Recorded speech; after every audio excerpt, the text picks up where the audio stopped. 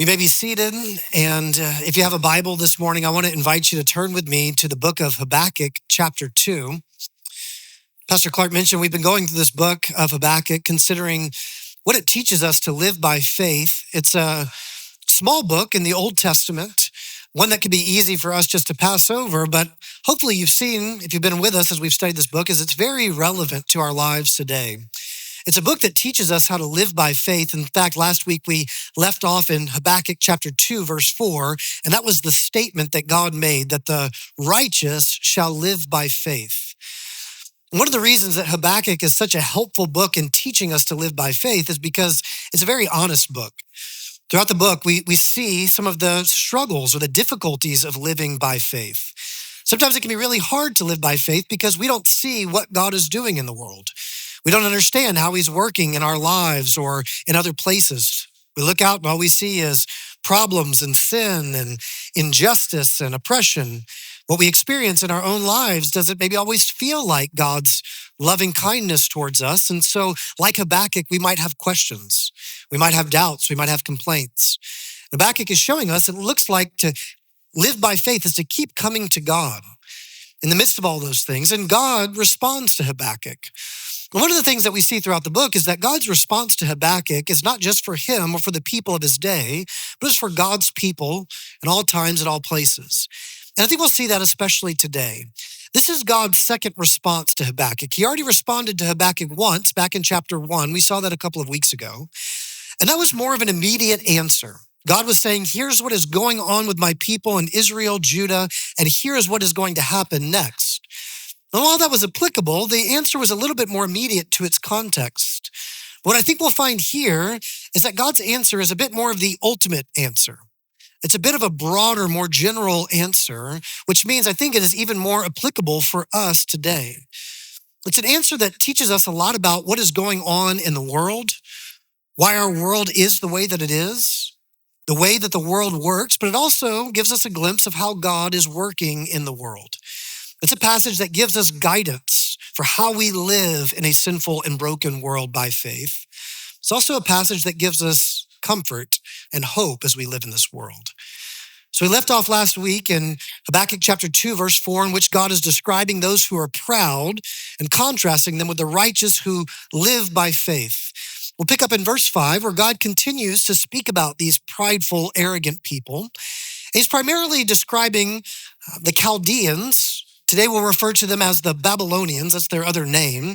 And as he's describing the Chaldeans or the Babylonians, he begins by talking about this arrogance that he began with last week in chapter 2, verse 4, but he continues to describe it. So let's pick up Habakkuk chapter 2, verse 5, and we'll read through the end of the chapter. God says, moreover, wine is a traitor, an arrogant man who is never at rest. His greed is as wide as Sheol. Like death, he has never enough. He gathers for himself all nations and collects as his own all peoples. Shall not all these take up their taunt against him, with scoffing and riddles for him, and say, woe to him who heaps up what is not his own? For how long? And loads himself with pledges. Will not your debtors suddenly arise, and those awake who will make you tremble? Then you will be spoil for them. Because you have plundered many nations, all the remnant of the people shall plunder you. For the blood of man and violence to the earth, to cities and all who dwell in them. Woe to him who gets an evil gain for his house, to set his nest on high, to be safe from the reach of harm. You have devised shame for your house by cutting off many peoples. You have forfeited your life. The stone will cry out from the wall, and the beam from the woodwork respond. Woe to him who builds a town with blood and founds a city on iniquity. Behold, is it not from the Lord of hosts that peoples labor merely for fire and nations weary themselves for nothing? The earth will be filled with the knowledge of the glory of the Lord as the waters cover the sea.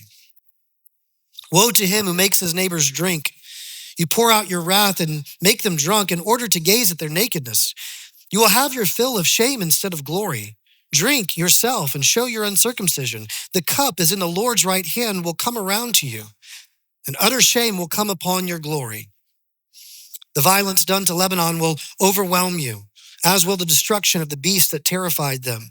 The blood of man, the violence to the earth, to cities and all who dwell in them. What profit is an idol when its maker has shaped it? A metal image, a teacher of lies. For its maker trusts in his own creation when he makes speechless idols. Woe to him who says to a wooden thing, awake, to a silent stone, arise. Can this teach? Behold, it is overlaid with gold and silver. There is no breath at all in it. But the Lord is in his holy temple. Let all the earth keep silence before him.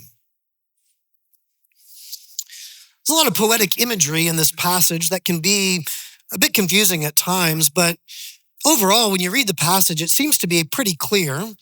This is a word of judgment, a word of warning of coming judgment against the nation of Babylon. And one of the things that's really important, I think, when you study this passage to try to understand it and apply it to our lives, is that because of the role that Babylon played in redemptive history, in the Bible, Babylon often doesn't just represent that nation of thousands of years ago, but it represents the kingdoms of this world. It represents the systems and structures of our world that oppose God's kingdom and go against God's design. So if you read the book of Revelation, probably becomes the most clear. Book of Revelation, Babylon is used as this image for not just an old nation, an old kingdom, but for all the kingdoms of the world. So much so that in Revelation chapter 18, right before there's this great feast celebrating Jesus and his church coming together in the perfect united marriage, right before that, there is this celebration that Babylon has fallen. This proclamation goes forth that Babylon has fallen, and there's great rejoicing in heaven and on earth. And the rejoicing is not because this nation from thousands of years ago or one particular kingdom has fallen. It's because Babylon has come to represent something more. See, Babylon in redemptive history would come to the nation of Judah. They would destroy the city of God, Jerusalem. They would destroy the temple of God. They would take away the people of God into captivity, and therefore they became known not just as one particular nation, but a representative of the kingdoms of this world, of the ways that the earthly systems oppose God and his kingdom. When you read this passage, don't just hear it as a prophecy for one particular nation. It was. The things that are prophesied in this passage came to be. Babylon, although it was a powerful nation, conquering the whole known world at the time, eventually fell, just as God is predicting in this passage. But beyond that, see what God is saying, not just about Babylon, but about the many Babylons. See what he's saying, not just about one particular kingdom, but the kingdoms of the world. I've titled this message, Woe to Babylon, and it's not just about one particular country. It's actually about all of us. It's about the world that we live in. That's why I say I think this passage is really helpful. It gives us guidance for how you live in the midst of Babylon. Whatever kingdom of the world you find yourself in, this is a passage that offers you guidance for understanding how the world works. It's also a passage that gives you a warning about where Babylon and all the kingdoms of the earth will eventually end up. But in the midst of that, it doesn't just give you guidance and a warning, it gives you comfort and hope. It's meant to give the people of God, back in Habakkuk's day and even still today, comfort and hope as we live in the midst of Babylon, as we live in the midst of a fallen and broken world. So I won't be able to walk through every verse, but I just want to show you how this passage offers us this guidance, this warning, this comfort, and this hope. Let's begin with how this passage guides us. One of the things I think is important to take away from this passage and the guidance that it offers is that it really speaks to the sinfulness of all people. If you like to follow along in your notes, fill in blanks, that's the first one for you.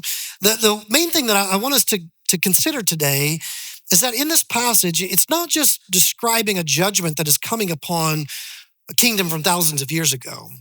It's not just describing the problems of that particular nation. It is describing the sinfulness of all people. So when you read this passage, you'll notice that there's this repeated word of woe. 5 times in this passage, there are woes to Babylon, woes to this people who are arrogant, who are prideful, who worship idols. And they describe some of the injustices and problems and wickedness and sinfulness of this country. So we won't go through all the woes, but let's just look at a couple to kind of get an idea of what God is speaking of here. In verse 9, for example, God says, "Woe to him who gets evil gain for his house, to set his nest on high, to be safe from the reach of harm." God gives a warning of coming judgment to people, and he says it's for people who have evil gain.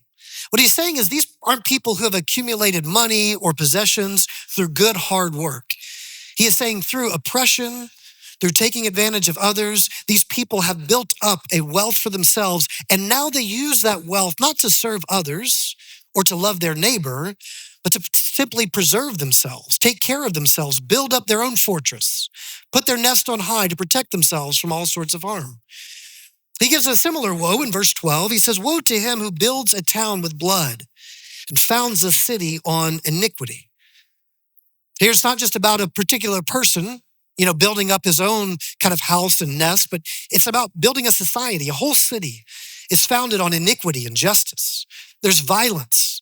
Blood is being used to build up this city. God's saying this is a warning against people who live like this.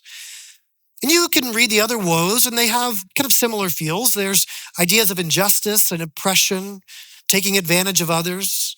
Even it gets into the misuse of the land. When he talks about destroying Lebanon, it's destroying the land, killing the animals that are there. It's really all about this use of places, of people, of all of creation for one's own benefit. And it could be easy to be like Habakkuk and say, yeah, God, these are terrible people. I mean, isn't that what Habakkuk said? He said, you're going to judge us with a more wicked people that come from Babylon? You could read this passage and you could just think, man, these were terrible people who did terrible things back then. But in reality, when you start to think about these verses, they really describe many cultures, many societies, many kingdoms throughout history. This summer, we were in Louisiana visiting family, and while we were in New Orleans, we went to the World War II Museum. It's a really great museum. They've done a great job. It gives you just a really, I think, in-depth look at what was going on in the world at that time. If you walk through the World War II Museum, you just kind of saw what was happening, it would be easy to think of these verses and think, well, that's Germany. That's Japan. I mean, these are nations who are killing people, who are stealing land, who are doing all sorts of injustice around the world. And you could think, wow, we were in America. We did some good stuff. We stopped all that evil in the world, But you could go to some other museums that would probably paint a different picture. Some museums that might remind you that, when we were building out our nation, we stole land from Native Americans and built cities on their blood. We were starting our country. We took people from Africa, made them slaves so that we could build up unjust wealth for ourselves. That's not to hate on our own country. I mean, just look around throughout history, throughout every kingdom, every society, you'll see these types of problems. It's just so easy to look at other people, other political parties, other nations, and see the problem. But what this passage is helping us to consider is it's really a problem with all of us. It's really the problem's not in any one society, it's in the human heart. It's the sinfulness of all people. And you really see it at the bookends of the passage. So you go to the middle of the passage and it's these woes that describe the injustice that's happening. But if you look at the beginning of the passage, it's all about this pride and this arrogance and this selfishness. We saw it already in verse 4 last week, but just look at verse 5 one more time. He says, wine is a traitor, an arrogant man who is never at rest. His greed is as wide as Sheol. Like death, he never has enough. He gathers for himself all nations and collects as his own all peoples. I don't think God is just talking about the dangers of wine or alcohol here. He's actually describing people who are drunk on their own pride. People who are so self-focused that they do all these unjust things to gain for themselves. Isn't that true of each one of us in some way? Sure, I know you've never gone and stolen land from people. You've never probably, built a city on injustice, but don't we so often build up wealth for ourselves to accumulate, to protect ourselves? rather than first kind of thinking about what our neighbor needs, what our community needs. I mean, aren't we so often okay sometimes with maybe unethical practices as long as they keep our costs down or benefit us? Are we so often willing to use people, whether it's in business or in other relationships, for our own benefit? This pride, this greed, this desire for just ourselves, it permeates all of us. And the reason is because at the end of the passage, see, God starts by talking about this pride and this greed and the selfishness, and he fleshes out the way that it looks in Babylon, all these injustices, but he ends by speaking about idolatry. He talks about how these people are forming these idols that they are worshiping.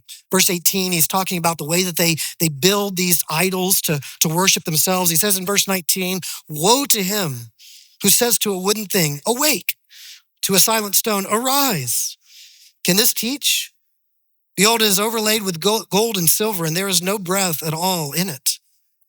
So all these people, they're worshiping these idols. You say, well, I don't worship a wooden idol. I've never formed something out of gold, so this isn't me. But really, idolatry is when we treat something other than God as ultimate. And it's the reason that we carry out the injustices that we do. Why do we oppress people, take advantage of people? Because we idolize money. We idolize power. Why do we build up for ourselves and not share with our neighbor or our community? Because we idolize comfort. You see, what this passage is describing is not just the problems in Babylon, it's the problems with all of us. That's why it's really helpful guidance for living in this world, because it shows you just a little bit how the kingdoms of this world, the true Babylon of all this earth, really operates, how it operates in your own heart. But it's important to not just see this guidance, but to heed this warning. Because God is describing these things that are happening in Babylon, but he's also telling them what is going to come of these people who are pursuing their own greed, their own gain. He says it will only end in their shame. So here's here's the warning for us to consider, the shameful end of pride. God says this is a proud people, arrogant, drunk on their own pride, accumulating more for themselves, conquering lands, taking over peoples.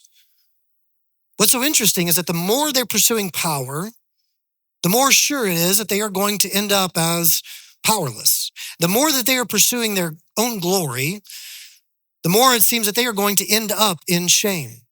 It happened historically in the nation of Babylon. God prophesies about it here. Just look at verses 7 and 8. He says, won't your debtors suddenly arise, and those awake who will make you tremble? Then you will be spoiled for them. Because you have plundered many nations, all the remnant of the people shall plunder you. For the blood of man and violence to the earth, to cities and all who dwell in them. He says, yeah, you're powerful right now, Babylon. You've conquered nations. You're going to come and conquer the people in Judah. But just know others are going to raise up in power and they are going to conquer you. This happens. God prophesies it in the book of Daniel. It happens.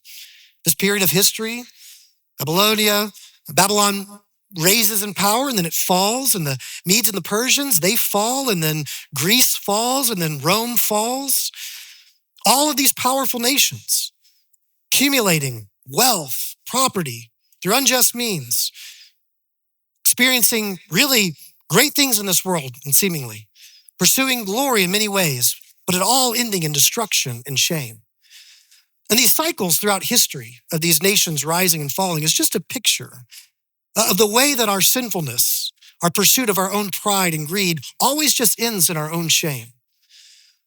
This is what God says is going to happen. It's not just about another nation coming in and being more powerful. He actually says this is a judgment from him. That's the way he describes it in verse 16. He says, you will have your fill of shame instead of glory. You're pursuing power, you're pursuing glory, but it's going to end in shame. Drink yourself and show your uncircumcision. The cup in the Lord's right hand will come around to you, and utter shame will come upon your glory. This cup that God is talking about is his judgment against sin, his wrath against sin. What he's saying here is, yes, these things will happen throughout history, but it's all just a picture of the way that our pursuit of our own glory always ends in shame. And the reason is because that's not what we were created to do. pursuing our own glory. That's not who we were created to be. You were made in God's image with a purpose to bear God's image and so give him glory. But the heart of pride, this arrogance that we see throughout this passage and throughout our lives, is this desire to not just be made in God's image, but to be God himself.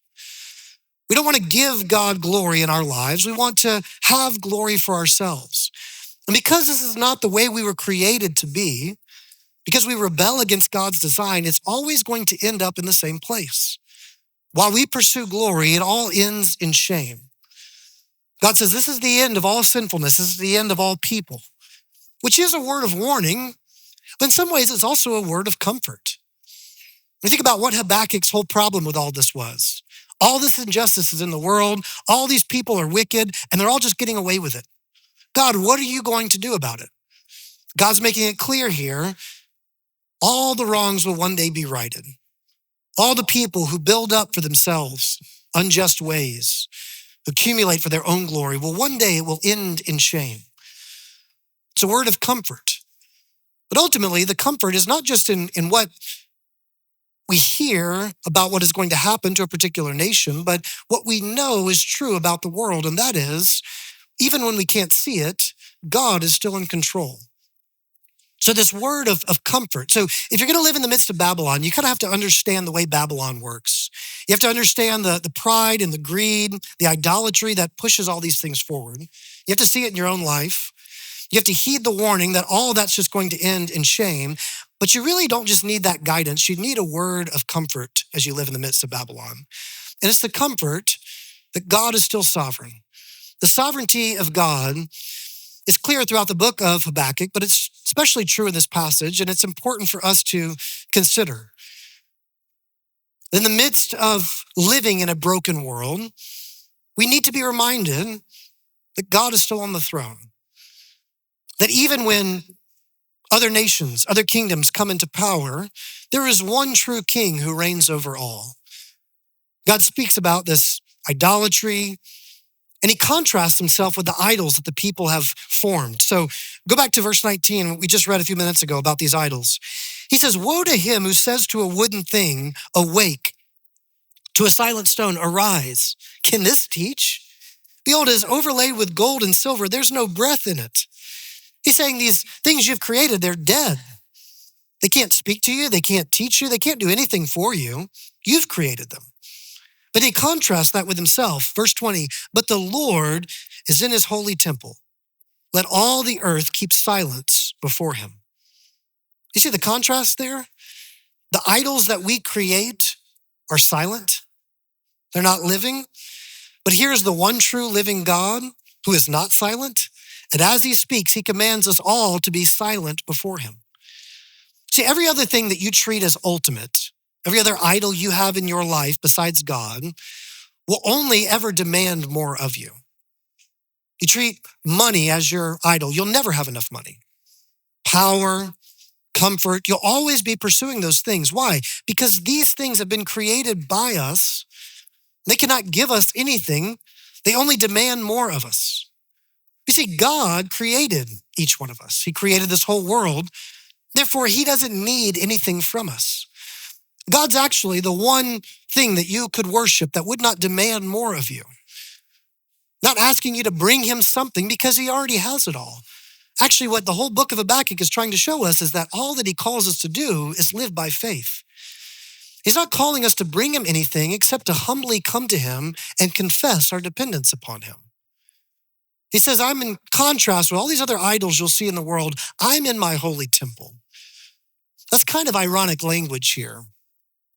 God's talking about the Babylonians that will come. It took a couple of decades or so probably after this prophecy came about, but eventually the Babylonians did come. And as they came into Jerusalem, they destroyed the temple, the dwelling place of God with his people at that time. But God says, even in the midst of that, I still dwell in my holy temple. I think what God is trying to help the people of Israel, of Judah, to see in these moments is even when the temple is destroyed, know that I am still reigning as king. Even when my physical presence with you is no longer there, know that I am still here and I am still with you wherever you go. He's saying, I am still sovereign over all, even in the times when it may be hardest for you to believe it. I don't know what the temple being destroyed would be like in your life. You know what I mean when I say that? Like for the people of that day, for the temple to be destroyed, they really probably felt like God had abandoned them. They really probably felt like God wasn't in control of all things because these other nations were more powerful, able to destroy the dwelling place of God. But God's reminding them that even in those moments, he's still in control. For you, maybe the temple being destroyed is losing your job. Maybe it is receiving a diagnosis about your health. Maybe it is just looking out at the brokenness of our world. Maybe it's something very close to you, like a relationship. Maybe there might be moments, as we've just been talking about throughout the book of Habakkuk, where you have real doubts and questions about whether or not God is still in control. And God gives us this word to end this response to Habakkuk, to let us know, even in the times when it may not seem like it, I am still dwelling in my holy temple. I'm still reigning over all things. I'm not silent. In fact, I call for all to be silent before me. God's reminding us of his sovereignty, and that gives us comfort. That even when you can't see what he's doing, you know that he's there. I said before, even when you can't see his hand, you know his heart, you know his character, you know that he's in control. And you know that he's working all things together for a purpose. This is the last word that I want to give us today, which is this hope that we need. It's a comfort to know that God is still in control, even when you're living in the midst of Babylon. But it's also good to know that all of history is headed somewhere. And God says it is all coming to a place where he brings salvation to the whole creation. All things are made new. And so the last word of hope for us is the salvation from God. Even as we live in the midst of a broken world, we experience the sinfulness of our own lives and the people around us. We know God's in control, but we also long to see a day which the world is not like this anymore. And God gives us a promise of this in this passage. He says, yes, what's going to happen to the nation of Babylon is they're going to rise up in power, but then they're going to fall. And that's actually going to happen throughout human history. That's just the way the world works. That's the way pride works. It always ends in shame. But these just cycles of nations falling are all just a glimpse that one day, the true Babylon, one day, all the kingdoms of the earth will come to the end. And there will only be one kingdom that remains, and that is the kingdom of God. Promises this in this passage, particularly in verse 14. He says, there will be a day when the earth will be filled with the knowledge of the glory of the Lord as the waters cover the sea. One day it will not be blood that fills the streets. It will be the glory of God that runs through the streets. One day it will not be oppression and injustice all throughout the world. It will be God's righteousness and justice all throughout the earth. God is saying one day he will answer that prayer that Jesus taught us to pray. One day his kingdom will come. One day his will be done on earth as it is in heaven. Glory of the Lord will be all over the world as all things are made new. The question is, what does that mean for us as sinful people? I mean, yes, it's great that God's kingdom, his glory is going to be all around the world, but what about us who pursue our own glory? What about us who find ourselves not just in Babylon, but living as the people of Babylon so often? Worshiping other things, pursuing our own self-centered desires. The hope is not that we will get to be in God's kingdom if we just are good enough, or if we stand against Babylon strong enough, or if we do enough right things in this world. The hope is that there is a salvation that comes from God, our King, that has been given by Jesus Christ, our King. Because he took the opposite path that we all take.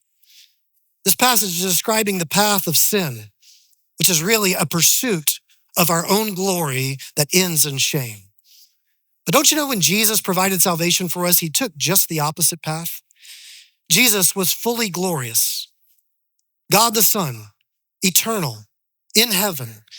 But yet, he left heaven, leaving the glory of heaven to come down to earth, to take on flesh and to dwell among us, to live as we live, but not just to live, but to die, and particularly to die a shameful death.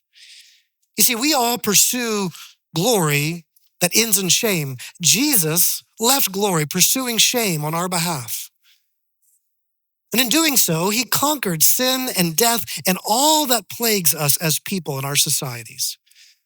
He rose again and now reigns as king, and he welcomes all into his kingdom, those who would trust in him by faith, as we've been talking about in this book.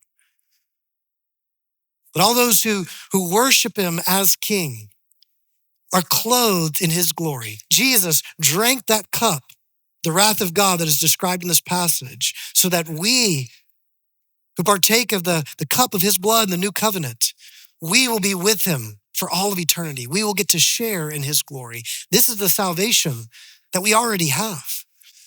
As you live in Babylon, as we live in the kingdoms of this world, we belong, if you trust in Jesus as your king, to a new kingdom. You begin to live like it. And you begin to have hope that the one who came to establish his kingdom, the one who laid down his life to welcome us into his kingdom, will one day return. He will consummate his kingdom. He will bring Babylon and all the injustices and all the sin and all the wickedness to a final end. And his glory will fill the earth. Let that be your hope this week.